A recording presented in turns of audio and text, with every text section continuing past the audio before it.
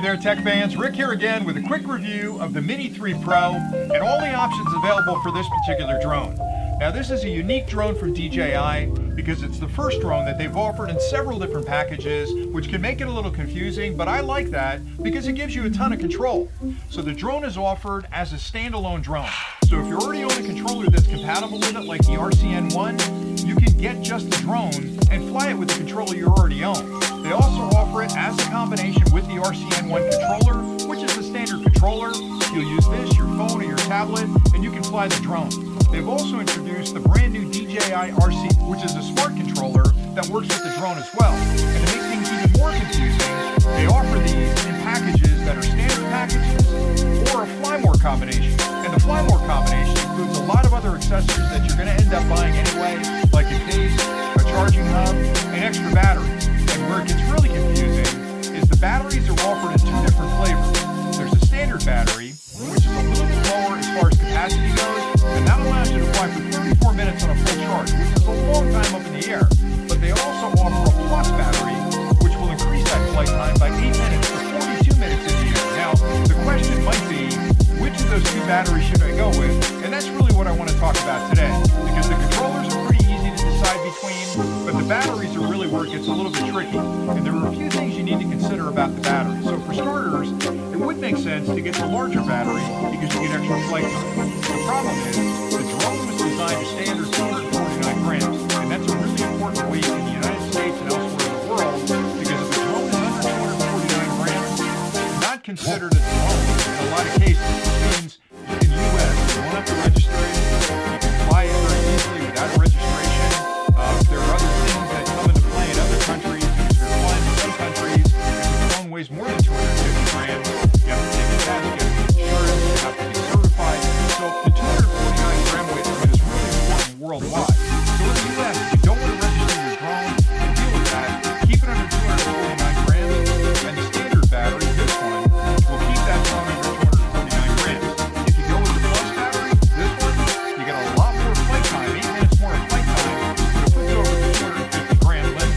Now for me, I don't think that registration is that big a deal, because if you're flying as a hobbyist in the U.S. anyway, it's a $5 registration fee, and you can use that same tail number on all the drones you're flying. So it's just a matter of going online, paying your $5, you get a registration number, you put it on your drone, and just go off and fly. And then you can fly a drone that's way heavier. So it's not a big deal in the States, but in other countries it can be a pretty big deal. So if you're living in one of those countries where the restrictions are really important, you're going to want to stay under the 249 grams by using the standard battery.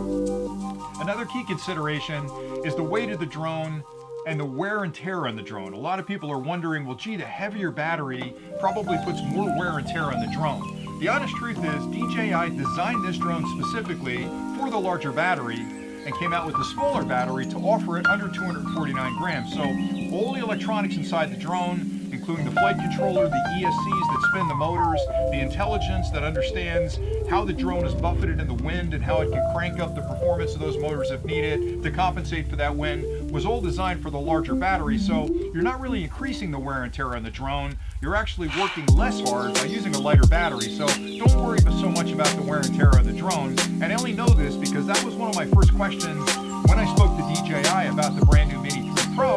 I said, you've got a larger battery.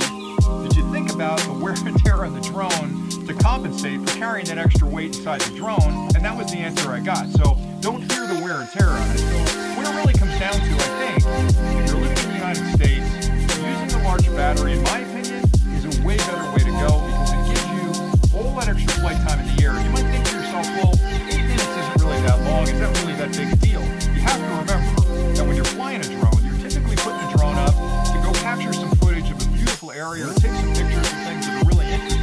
And a lot of the time, you're going to spin up the motors, you're going to get up in the air, you're going to spend quite a bit of time getting out on target, and then when you're on target, you want to spend as much time around that particular area or object to get the perfect framing, to get as much footage as you can capture, and then you've got to get all the way back to your takeoff position to land.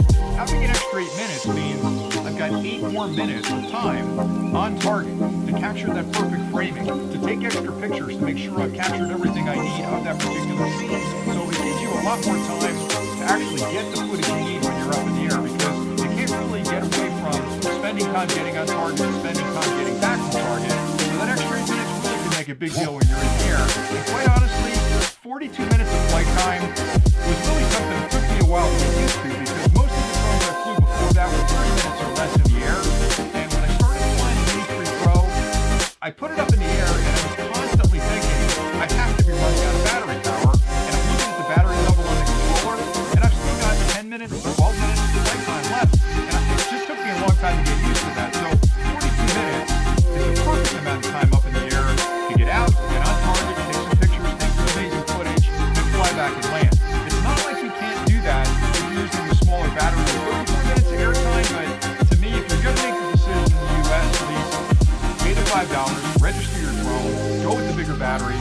You're just going to have a lot more fun in the air, because for me, the more time I can spend flying and the less time I have to be on the ground changing batteries, that's a really good day. So that's my 2 cents on it. If you're in another country, it's a bigger deal. But again, in the US where I fly, not a big deal to register with the FAA. And that's pretty much all I had for today.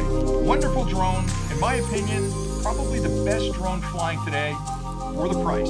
There are a lot of other drones out there that you can be flying that have advanced features and functions, but the Mini 3 Pro, with the capturing capabilities of the camera, the ability to avoid obstacles, the APAS technology that allows it to fly through a very wooded area and dodge all the trees, it's just a phenomenal drone. It's small, it's portable, it's lightweight, it takes up less space in your suitcase than a can of soda. I just think DJI has built the ultimate drone with the Mini 3 Pro. They're going to be hard pressed to actually beat that drone with whatever they release next in that mini series. But that's just my 2 cents. And believe me, I fly all the drones and I love this drone. That's it for today. So hopefully you found this helpful. Again, to cut this short, go with the bigger battery, pay the FCC registration if you're in the US, and just get out there and have a lot of fun flying. So thanks again for watching. I hope you found this helpful. And until next time, as always, stay nerdy.